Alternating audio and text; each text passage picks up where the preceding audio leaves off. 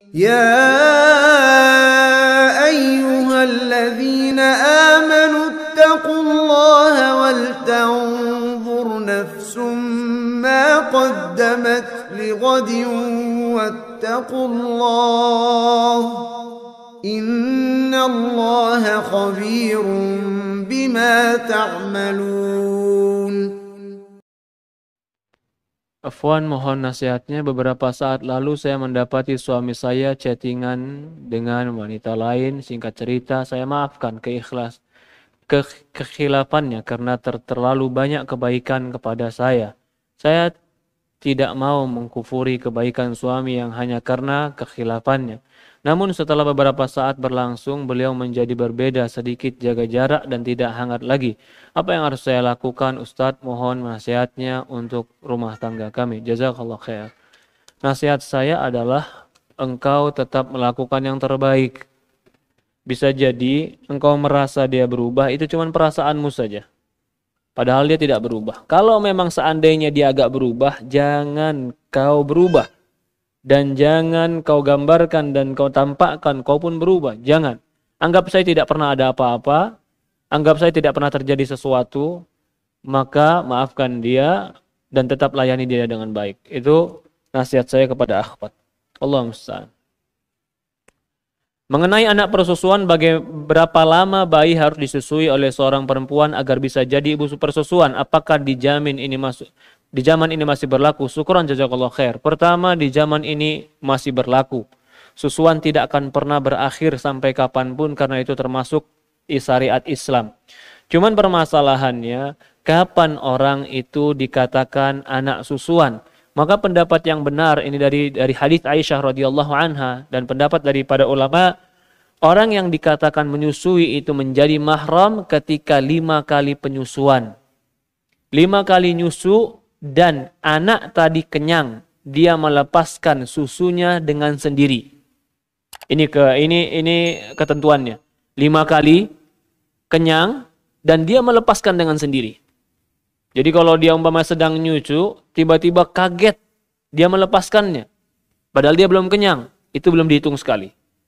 Jadi dihitung sekali sampai dia kenyang, dikasih lagi dia nggak mau. Itu sekali. Berapa kali susuan? 5 kali susuan. Kalau itu terjadi, maka dia akan menjadi anak susuan. Ini pendapat yang benar. Walaupun ada pendapat-pendapat yang lain, tapi pendapat ini bersandarkan kepada hadis Aisyah radhiyallahu an, radha'ah khamsa radha'at. Anak itu harus 5 kali susuan. Ya. Maka itu dari hati-hati juga. Sebagian orang sekarang di zaman sekarang ada yang memberikan donor ASI. Donor ASI enggak selamanya mutlak terlarang dalam Islam, tetapi diatur dalam Islam. Kalau dia donor ASI kepada sepupunya, kepada orang yang dia kenal, 5 kali susuan, lalu menjadi mahram bagi dia, silahkan. Dan toh juga di zaman Rasulullah SAW bahkan bukan donor ASI. Zaman Rasulullah SAW orang dibayar untuk memberikan ASI. Tetapi mereka tetap menjaga nasab. Ini yang pernah disusui, ini yang pernah disusui, ini pernah disusui, tercatat dan mereka tahu. Dan ini harus dijaga karena yang sudah disusui akan menjadi mahram bagi yang lainnya. Ya, Allah alam. Jadi intinya 5 kali susuan yang kenyang dan dia melepaskan sendiri, dan ini pendapat yang lebih kuat.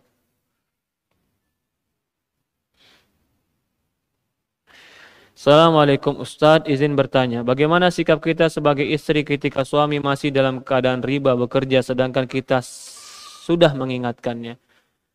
Ketahuilah yang pertama, istri mempunyai kewajiban untuk menasehati suaminya untuk tidak riba.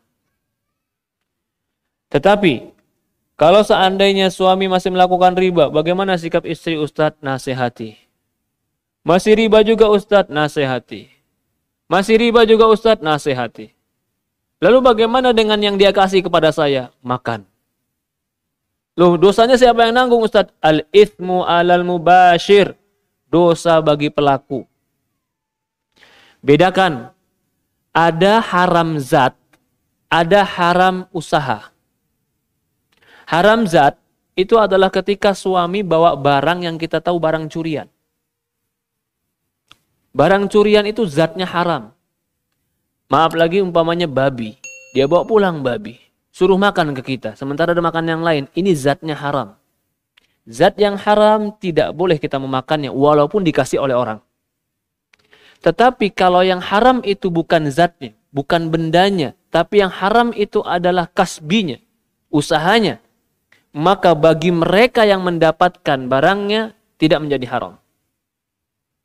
Contoh, riba. Kalau ada orang riba, tiba-tiba dia, ini uang riba nih. Dia kerja di tempat riba. Dia datang ke toko kita di Blok M ini, dia beli ke toko kita. Kita tahu uang riba. Kita ambil uangnya, kita kasih barangnya. Boleh tidak? Boleh. Karena ini bukan haram zatnya. Berbeda ketika ada pencuri, kita tahu dia pencuri, bawa ke counter kita, nih barang saya curi. Saya jual ke kamu. Bolehkah kita beli curiannya? Nggak boleh. Ini yang kita maksud. Haram bidzati. Haram barangnya nggak boleh diambil bagi siapapun. Tapi kalau haram usahanya, maka haram bagi yang melakukan. Bagi orang yang diberikan hadiah atau berjual beli, al-ithmu ala mubashir. Dosa bagi pelaku. Contohnya dari mana? Rasulullah SAW dikasih hadiah sama orang Yahudi. Orang Yahudi ma'ruf, di zaman Rasulullah SAW main riba.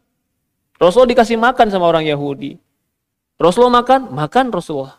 Selama makanannya halal. Kalau makanannya haram, Rasulullah nggak makan. Maka itu Syekh Utsaimin menyebutkan juga dalam fatwanya Liqa Babul Maftuh tentang masalah ini. Kalau haram bidzati itu nggak boleh kita memakannya. Istri dikasih barang sama suami yang haram zatnya, nggak boleh istri menggunakan. Tapi kalau haram bikasbih, itu usaha suami. Lah, apakah kita biarkan suami kita yang berusaha haram sementara kita makannya? Alangkah baiknya tetap apa? Memberikan nasihat. Memberikan terus nasihat, ya, sabar dan tetap memberikan nasihat. Itu nasihat saya.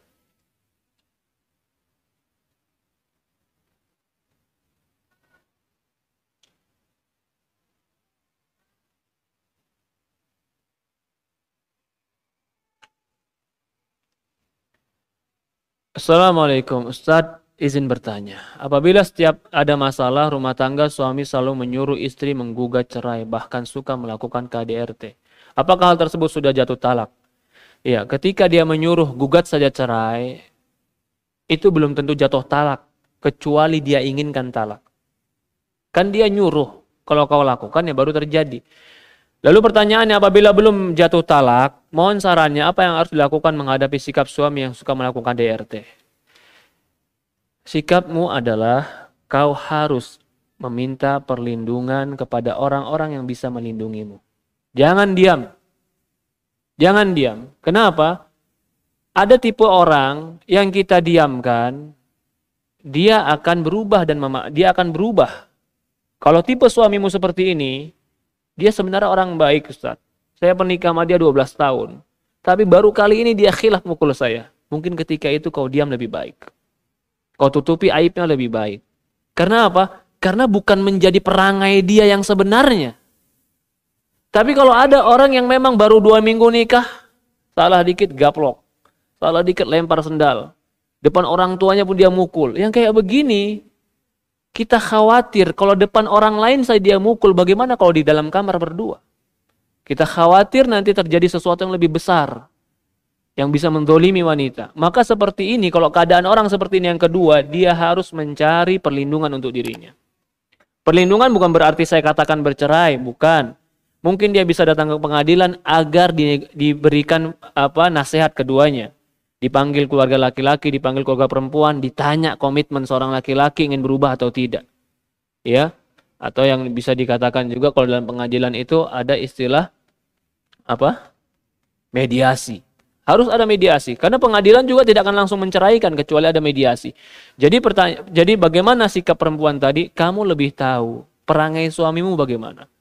Kalau dia perangainya memang bukan orang yang temperamen, bukan suka mukul, tapi ketika itu ada sebuah masalah yang akhirnya dia memukul, maka alangkah baiknya kau tutupi aib dia. Tapi kalau memang itu menjadi perangai dia, ya, maka alangkah baiknya jaga dirimu dan minta perlindungan. Seperti itu.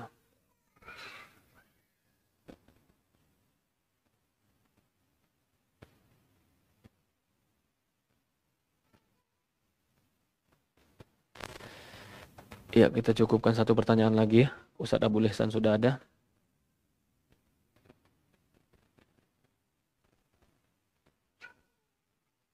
Ya, izin bertanya Ustadz, apabila saya bisa melakukan tahajud 2 rakaat, lalu suatu malam saya ketiduran dan melewatkan sholat tahajud, bagaimana cara mengqadha'nya di siang hari? Berapa jumlah rakaat yang saya qadha' dari siang hari? Iya.